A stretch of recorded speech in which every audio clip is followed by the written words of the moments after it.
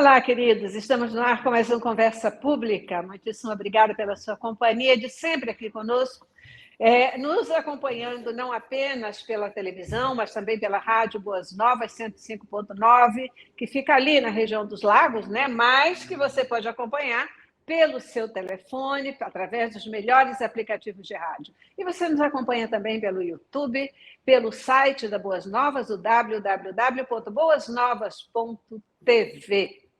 E você pode mandar para a gente o assunto que você quer ver sendo conversado aqui no nosso programa, o assunto que lhe interessa, o assunto que pode fazer uma diferença, não só para você, mas para outras pessoas que nos acompanham e nos ouvem aqui continuamente. Hoje a gente vai falar de um assunto que ele é muito, muito interessante.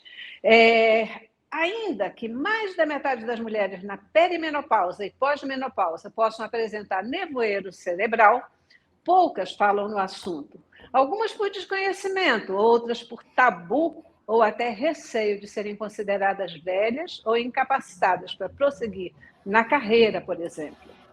A questão é que esse sintoma, assim como todos os outros que ocorrem no climatério, ele pode ser tratado. E se pode ser tratado, a gente tem mais é que falar sobre ele, conhecer o que é, como funciona, como pode ser tratado, para que a gente possa superar o problema e ficar bem com a gente mesmo, sem medo de ser feliz. E para conhecer mais sobre esse problema, hoje eu tenho a honra de receber aqui no estúdio a doutora Alessandra Covaleiro-Henck, ela que é endocrinologista e é também doutora em ciências, formada pela USP. Doutora Alessandra, muitíssimo obrigada pelo seu tempo e pela sua participação conosco.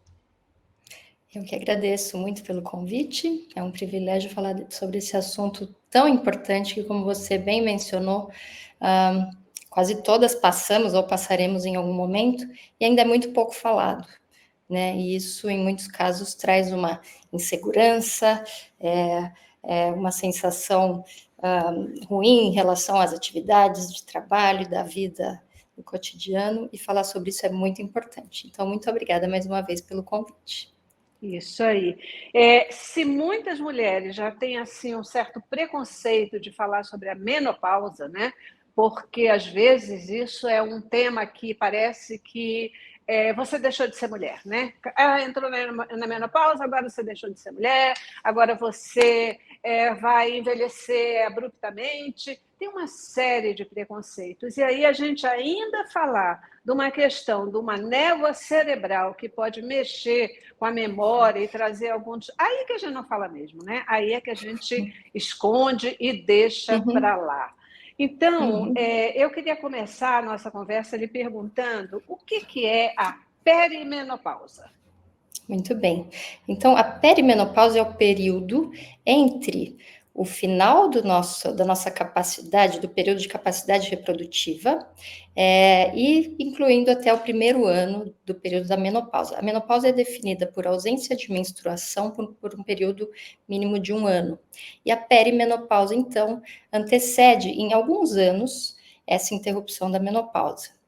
A grande questão é que, como a definição de menopausa é ausência de menstruação por 1 ano, os sintomas acabam sendo desvalorizados antes de que, de fato, a menopausa ocorra, né? Mas isso já, essa fase de pré-menopausa, então, já nos traz alguns sintomas e alguns prejuízos que, quando detectados e tratados em tempo hábil, podem ser minimizados. Então, perimenopausa é o período antes e 1 ano após a menopausa. E a pré-menopausa é o que antecede, então, essa ausência de menstruação. A ausência de menstruação se dá por uma falência dos ovários. É quando nossos ovários esgotaram sua capacidade de produção de folículos. E você falou aí nos sintomas, né? Quais são os sintomas, além da ausência da menstruação, dessa paralisação, os sintomas dessa perimenopausa? Bem, então, o que é interessante é que nem todas as mulheres chegam a ter todos esses sintomas, tá? E os que são mais conhecidos são, por exemplo, os sintomas vasomotores, que são os fogachos, aqueles calores noturnos que muitas vezes despertam a mulher, então, no meio da noite com esse desconforto, e por si só, os sintomas vasomotores já poderiam interferir, então, na disposição, cognição e atividade adequada durante o dia. Mas, além dos sintomas vasomotores, a gente ouve hoje a gente ouve mais falar disso, que bom, dessa névoa cerebral, que é uma fase em que a mulher, às vezes, ainda nem tem os fogachos e alteração do sono, mas pode começar a ter alterações de memória, alterações mais relacionadas a atividades do dia a dia, como esquecer palavras que faziam parte da rotina, ou às vezes esquecer, por exemplo, você vai até a cozinha para procurar algo e chega lá e não se lembra exatamente o que foi fazer. Então, esses sintomas, eles podem estar presentes na pré-menopausa, na perimenopausa. Uhum. Você está falando e me vem à mente uma situação que é muito característica, né? Que assim, aí os filhos começam a dizer: ah, mamãe, tem mais de um filho, aí a mamãe diz assim: fulano, ciclano, beltrano, ela quer chamar um, aí começa a chamar todos os outros até chegar naquele, né? Exatamente. Então, isso inclui nomes, números, ou às vezes uma linha de raciocínio que você está tentando seguir é interrompida, porque é como se a ideia sumisse ou as palavras desaparecessem. Uhum. Então, realmente, é isso. Inclusive, com nomes, isso pode acontecer. O que eu estava falando mesmo? Tipo isso. Qual era o assunto mesmo? Qual era o assunto mesmo? Qual era a pergunta que eu ia fazer? Isso Não, é muito comum, né? Realmente muito. é muito comum, muito comum. E a gente deve se preocupar. O que fazer quando tudo isso começa a acontecer? Então, quando eu acho que sim, devemos nos preocupar, mas não com a ideia de que agora a gente tem um problema que, enfim, não tem solução, mas a gente deve se preocupar porque isso nos leva, então, a buscar ajuda, né? Uhum. Então, veja que interessante. Não se sabe exatamente, mas se acredita que as mulheres que têm esses sintomas nessa fase, então, de pré-menopausa, elas possam vir a ter mais risco de um declínio cognitivo real, né, como uma doença de Alzheimer, anos depois. A gente sabe que a doença mesmo de Alzheimer, os processos demenciais, eles são comuns após os 64 anos. Então, a primeira coisa é, se tem alguém nos ouvindo e que está tendo sintomas como esses que a gente mencionou, esses sintomas são reversíveis, tá? Então, isso não quer dizer que seja um processo demencial. Mas parece que sim, essas mulheres têm mais risco no futuro. Então, entender isso a tempo, procurar ajuda, avaliar que fatores de estilo de vida devem ser ajustados. E, em muitos casos, a reposição hormonal também poderia ser muito bem-vinda. Então, isso tudo te ajuda a prevenir, de fato, um problema mais sério no futuro.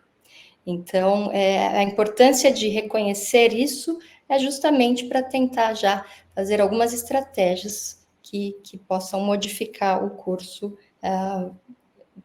futuro. Queridos, eu estou aqui conversando com a doutora Alessandra Covalero Henke, ela que é endocrinologista e também doutora em ciências pela USP, e ela está falando aqui para a gente, trazendo para a gente aqui a importância do reconhecimento da névoa cerebral que acontece na perimenopausa, né? Um tema que a gente sabe, a gente conhece, nós mulheres especialmente, e que muitas vezes a gente nega, né? Ou prefere não falar, faz de conta que não. E isso é uma bobagem, porque quanto mais a gente reconhece um problema e cuida dele, quanto mais cedo possível a gente cuida, muito mais chance de a gente superar de forma positiva. Doutora Alessandra, como é feito o diagnóstico da névoa cerebral? Então, o diagnóstico da névoa cerebral é um diagnóstico principalmente de exclusão. A gente tem que excluir realmente que outras causas, como outras alterações hormonais, inclusive hipotireoidismo, outras doenças que podem causar sintomas semelhantes, elas têm que ser excluídas, então é um diagnóstico de exclusão. Isso a gente faz numa avaliação médica, endocrinológica, e nessa avaliação a gente consegue detectar alguns desses fatores que seriam ou outras doenças que seriam necessárias de serem tratadas. Mas é interessante que hoje a gente dispõe de tecnologias, isso veio agregar muito na nossa prática clínica, tanto tecnologias diagnósticas como terapêuticas, e tem sido muito interessante. Nos últimos meses eu tenho tido a oportunidade de trabalhar com uma ferramenta que nos ajuda a fazer essa avaliação como um teste neuropsicomotor, um teste de avaliação cognitiva, que consegue diferenciar, então, entre alterações sutis de memória, como as típicas da névoa cerebral, de alterações mais sérias, que necessitariam, então, uma investigação neurológica mais a fundo. Então, isso é muito interessante. Essa ferramenta, ela vem para nos auxiliar muito na prática clínica, depois, obviamente, de vários estudos que mostram a sua eficácia em predizer risco de um declínio cognitivo real. Porque o que acontece também, embora a gente tenha falado que é raro uma doença neurodegenerativa mais séria nessa idade, obviamente os sintomas podem ser confundidos, e o problema seria a gente deixar passar algo mais sério e tentar tranquilizar o paciente de que isso é normal, isso é comum nessa idade, e deixar, então, de tomar providências para um diagnóstico diferente ou mais sério, né? Então, com essas ferramentas, a gente tem um auxílio muito importante na prática clínica. Obviamente, além de toda a avaliação clínica, os exames laboratoriais, então, como a gente comentou, para descartar outras doenças, e de novo eu cito o hipotireoidismo, tem algumas alterações que costumam vir em conjunto. Então, por exemplo, o surgimento de hipotireoidismo também tem é mais comum nessa fase da perimenopausa, bem como a gestação, e depois, então, tem essas fases que são mais comuns. Então, essa avaliação clínica ou endocrinológica nos tranquilizam em relação a não deixar, né, de diagnosticar algo mais importante que precisaria de um tratamento diferente. Eu acho que vale a pena a gente reforçar aqui que sempre é melhor prevenir do que remediar, né? É melhor a gente cuidar antes. Aí, nesse sentido, eu lhe perguntaria, a tendência da grande maioria das pessoas é só procurar um médico quando já está numa situação, e agora já está complicando, então eu tenho que procurar um médico. A maioria das pessoas, a maioria de nós, eu vou colocar assim, não tem o hábito da prevenção da saúde. Em que momento você diria que é importante buscar um médico? Quais são, assim, aquelas características ou aquele perfil que você diria assim, olha, procura um médico, dá uma olhadinha nisso, porque pode já estar se tornando uma coisa mais séria, ou você pode estar mesmo vivenciando a névoa cerebral. Então, eu acho que é muito importante, né, a gente ter uma rotina regular de consultas, né, periódicas, de rastreio e de check-up, mas, na verdade, quando a gente chega a ter um sintoma, é porque já vem um processo de algum tempo, às vezes meses ou anos, né? Então, o sintoma, ele já é um sinal de que algo já está se definindo. Então, é muito importante, no primeiro sintoma, procurar um médico que considere essas suas queixas. Eu acho que os pacientes muitas vezes deixam também de procurar, porque é muito comum que a gente tenha queixas que não são tão sérias e elas sejam, muitas vezes, menosprezadas, né, pelos profissionais de saúde. Afinal de contas, a gente vê no dia a dia tantas coisas mais sérias, então a gente tende muito a falar, não, tá tudo bem, mas faz muita diferença uma avaliação criteriosa nessa fase, porque muitas vezes uma deficiência vitamínica, que, por exemplo, eu vou citar aqui a B12 e outras vitaminas do complexo B, a deficiência dessas vitaminas é tão prevalente, tão comum, e cronicamente ter deficiências vitamínicas vai nos predispor a maiores riscos. Então, identificar isso, olhar com detalhes esses outros parâmetros, avaliação também e orientações em relação ao estilo de vida, eu acho que muitas vezes a gente deixa passar isso faz toda a diferença. Inclusive, nem todas as mulheres, na pré ou na menopausa poderão repor hormônios, né?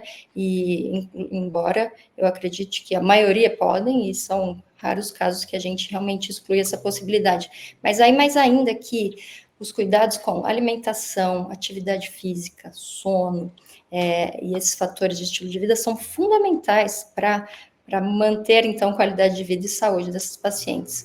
Então, é importante procurar um médico de confiança que olhe atentamente para esses detalhes, que valorize a sua queixa, e eu acho que tem muita coisa para a gente melhorar, porque como a gente falou, a gente está mencionando uma condição de mulheres entre 45 e 52 anos, né? Então é como se a gente estivesse no auge da nossa carreira, no auge da vida e do que a gente vem conquistando, e é como se tivéssemos ali uma interrupção ou algo que de fato nos deixe inseguras. Então, verdade. Eu acho que é fundamental ter um profissional de confiança que olhe de forma atenta e considere essas queixas. A gente está conversando aqui com a doutora Alessandra Covaleiro Henke, endocrinologista, e a gente está aqui trazendo, né, à tona um assunto super importante, que é a questão da névoa cerebral, que acomete, né, o que atinge grande parte das mulheres na perimenopausa. Você tem se começado a esquecer, você tem começado a muitas vezes, deixar de, sabe assim, meu Deus, o que eu estava falando? E tal assunto, começa a falar uma coisa, esquece. Viu o que ela falou?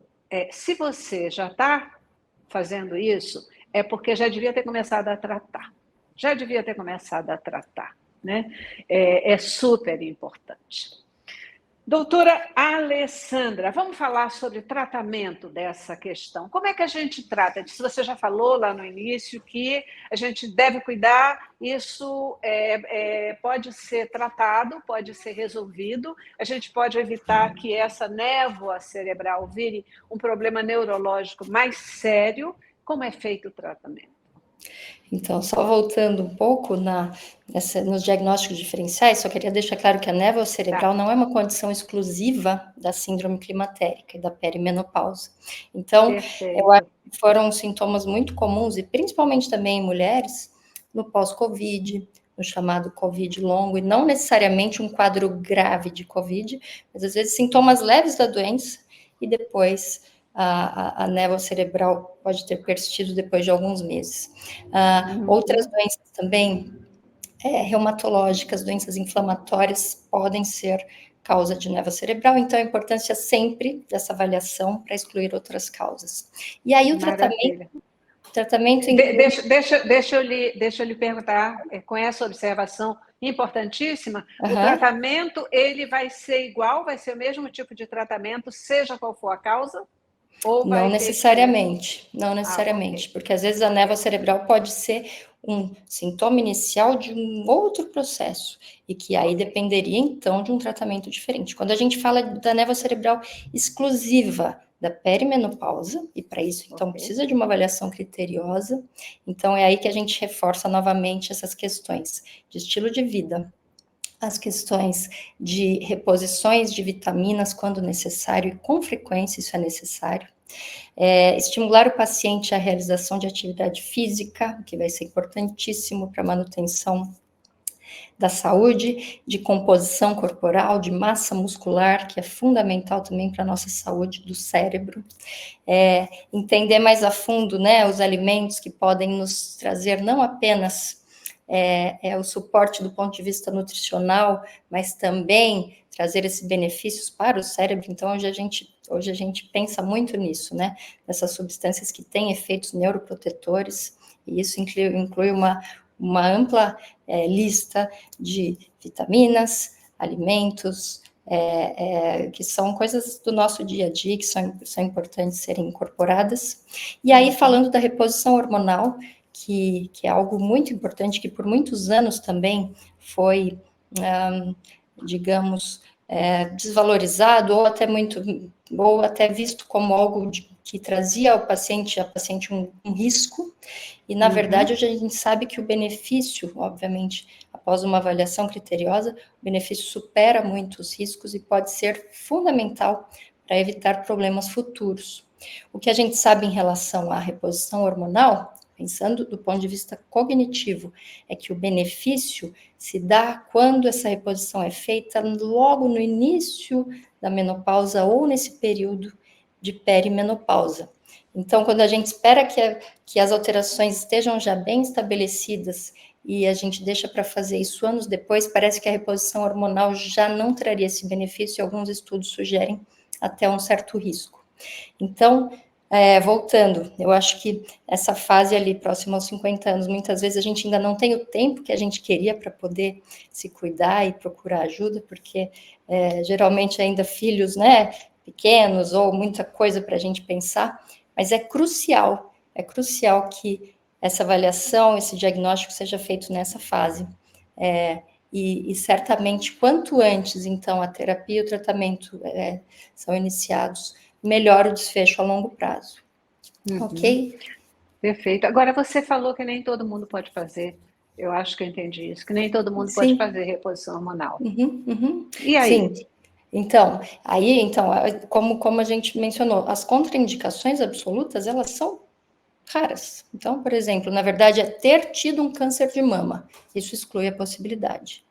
A outra outro problema seriam para pacientes que já tiveram algum evento de trombose, embora a reposição hormonal por via transdérmica, ela pode ser avaliada nesses casos e tem pacientes que podem recebê-la. Fora isso, ainda que seja por um histórico familiar de câncer de mama, não existe uma contraindicação absoluta. Então, são raríssimos os casos de mulheres que, de fato, não podem receber a reposição hormonal. Mas, falando nisso, a gente tem que ter um cuidado, porque a gente está numa fase de um boom, também de uma... como se hormônio também fosse, a gente pudesse usar de forma indiscriminada, e em formas também de implantes e tal, e acho que, assim, isso merece um grande cuidado. É importante ressaltar que o hormônio, o que faz muita diferença na nossa vida, e o que causa névoa cerebral é a falta de estrogênio. Esse é o nosso hormônio principal.